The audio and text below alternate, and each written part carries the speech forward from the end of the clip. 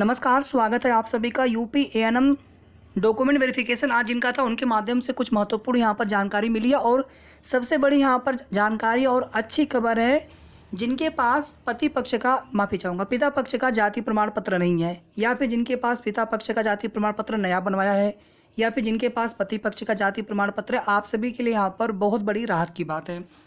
ANM registration को लेकर के एक यहाँ पर अच्छी खबर नहीं है, जिनके पास केवल स्लिप है या फिर जिन लोगों ने अप्लाई नहीं किया है।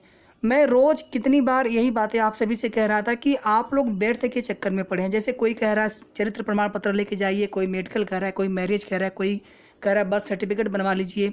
बर्थ सर्टिफिकेट तो आपका 10th का जो होता है सर्टिफिकेट उससे चल जाता है। मैरिज, मेडिकल, फिटनेस, सीसी, ये सब आपको कहीं मांगा ही नहीं गया था बैंक, इसलिए ये सब चीज़ें आपको लोग बता रहे थे। जो आपको चाहिए, जिसकी वजह से आपका डीबी रिजेक्ट होगा, वो हमने आपको कई बार बताया।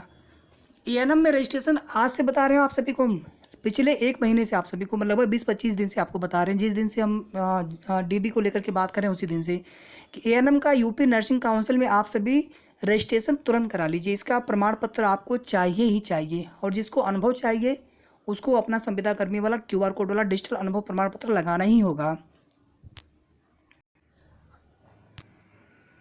6 मंथ प्रसूति वाला हम आपको अभी क्लियर नहीं कर पाएंगे इस वीडियो में। मैंने लिख तो दिया यहाँ पर, लेकिन मैंने अभी कुछ बहनों को मैंने मेल भी किया, कुछ बहनों को हमने कमेंट भी किया जिनका आज डीबी था, कि थोड़ा सा क्लियर करें इसको। हालांकि जो चीज़ें थी हमने आपको बताई थी, लेकिन थोड़ा सा और क्लियर करके आपको बिल्कुल सटीक जानकारी बताएंगे। वीडियो को आप सभी प्लीज़ लाइक और शेयर कर दीजिएगा, ताकि सभी तक ये इन्फॉर्मेशन पहुँचे। बहुत लोग परेशान हैं, ये छोटी छोटी जो गलतियाँ हो रही हैं। एफिडेविट के लिए हमने एक बार नहीं, आपको बहुत बार बताया। बाकी डॉक्यूमेंट्स के साथ साथ में हमने कहा था कि एफिडेविट आप ज़रूर बनवा लीजिएगा, कोई भी छोटी से छोटी गलती लगे।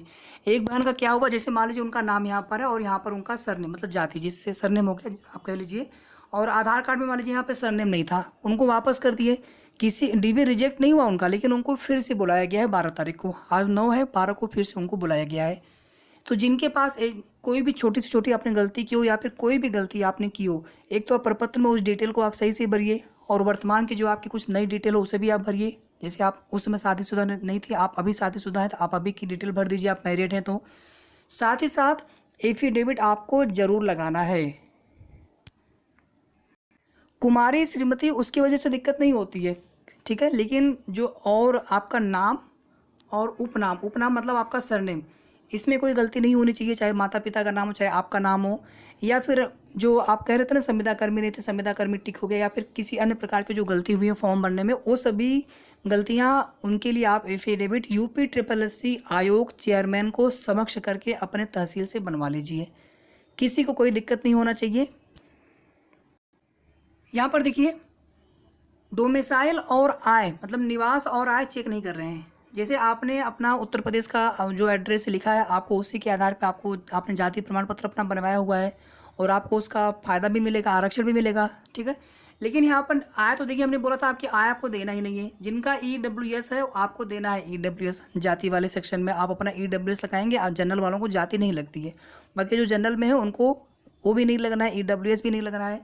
लेकिन निवास आप सभी लेके जाइएगा। हमारा आप सभी से विनम्र अनुरोध है। निवास वैसे लगता है, लेकिन कुछ बहनों के कमेंट है कि निवास नहीं मांग रहे हैं, जबकि बिना निवास के कैसे वेरीफाई करेंगे कि आप उत्तर प्रदेश के निवासी हैं कि नहीं है आपके पिता।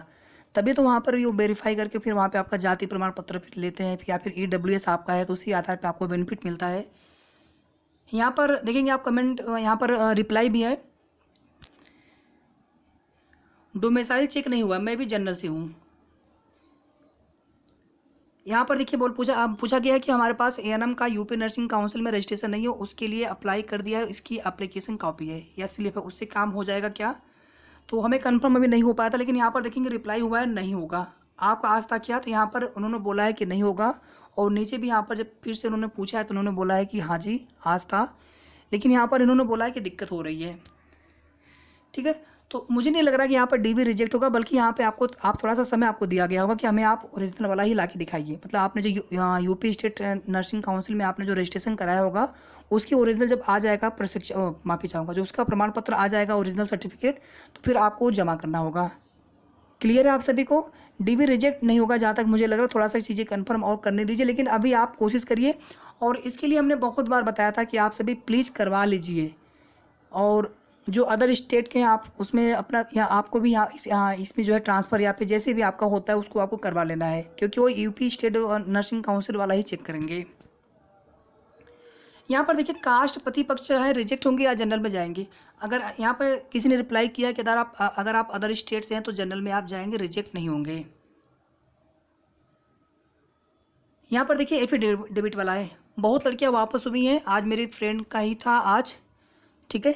तो जिन लोगों ने एफिडेविट नहीं लगाया है उनको वापस किया जा रहा है कि आप एफिडेविट लगाइए जो गलतियाँ हुई हैं, ठीक है। तो हमने जो भी चीज़ें आपको बताई थी, कोई भी चीज़ें हमने आपको अनावश्यक नहीं बताई थी, और जो चीज़ें हमने आपको नहीं बताया था कि आपको आवश्यक है, उसकी वजह से ना तो चीज़ें मांगी जा रही हैं, ना उसकी वजह से किसी का डीबी रिजेक्ट हुआ है। जिन लोगों ने फोटोशॉप प्रमाणित भी करा के दिया है ना A4 साइज़ पे लगा करके, किसी का डीबी रिजेक्ट नहीं हुआ है, ठीक है। कुछ लोग ब्लैक पेन से बता रहे थे, कुछ लोग ब्लू पेन से बता रहे थे। हमने आपको जो चीज़ें बताई थी सब ऑथेंटिक बताई थी। जो चीज़ें हमें कन्फर्म नहीं हो पा रही थी, जैसे कि नोटिस में लिखा था कि पिता पक्ष वाला ही जाति प्रमाण पत्र लेंगे, पति वाला कहीं लिखा नहीं था, तो उस वजह से वहाँ पर डाउट था, कन्फ्यूजन था। लेकिन आज यहाँ पर अच्छी खबर ये है कि पिता वाला भी ले रहे हैं, पति वाला भी जाति प्रमाण पत्र ले रहे हैं, और जिसके पास पिता वाला नया जाति प्रमाण पत्र है उनका भी चल जा रहा है। तो अब आपको समझ में आया हमने आप सभी से क्यों कहा था कि आप लोग नया बनवा लीजिए पिता पक्ष वाला, ठीक है। तो हमने कोई भी आपको अनावश्यक जानकारी नहीं दी थी। एफिडेविट बनवाने के लिए हमने आपको बोला हो, या फिर पिता पक्ष की रिपोर्ट पर, या फिर पिता पक्ष वाला नया जाति प्रमाण पत्र बनवाने के लिए हमने आपको बोला हो। आज देखिए आप सबका काम वहाँ से हो जा रहा है, किसी को कोई दिक्कत नहीं हो रही है, और जिन लोगों ने नहीं बनवाया है उनको दिक्कत हो रही है। तो पति वाला हो चाहे पिता वाला हो, जिनका इंटर कास्ट मैरिज है ना उनको दिक्कत होगी, चाहे आज हो चाहे फिर बाद में वेरिफिकेशन हो। जहाँ तक मुझे लग रहा है पति वाला उनका, वैसे भी आप देखेंगे पिता वाला ही चलता है हर जगह। मैं अभी भी कह रहा हूँ कि आप पिता वाला ही लगाना, ठीक है। भले ही यहाँ पर पति वाला भी ले लिए हैं, लेकिन बाद में कोई दिक्कत ना हो तो आप पिता वाला ही लगाना। नया वाला हो पुराना हो, कितना भी पुराना हो, पिता वाला आप ज़रूर लगाना, ठीक है। बाकी आपके हस्बैंड का है, जिनके पास पिता वाला है ही नहीं, तो आप अपने पति वाला लगाइए, आपका भी वहाँ पर हो जा रहा है, क्योंकि सेम जाती है तो उसमें दिक्कत होना नहीं चाहिए। निवास सब लोग लेकर के जाना, ऐसा नहीं कि निवास नहीं लेंगे तो निवास लेकर क्यों जाएं। निवास वैसे जो प्रपत्रों की जो क्रम सूची है हमने आपको दिखाया भी था, उसमें भी कहीं पर निवास लिखा नहीं है लास्ट में, ठीक है। लेकिन आप लोग निवास ले लीजिएगा।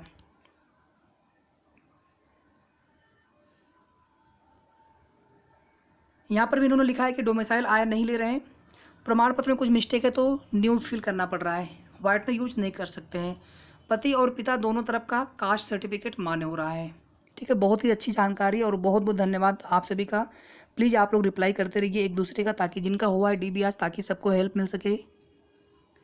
नया वाला पिता पक्ष का भी लगने लगा, अगर कास्ट सर्टिफिकेट 2016 का है मान्य होगा, ठीक है। पुराना वाला भी आप लेकर जाइए।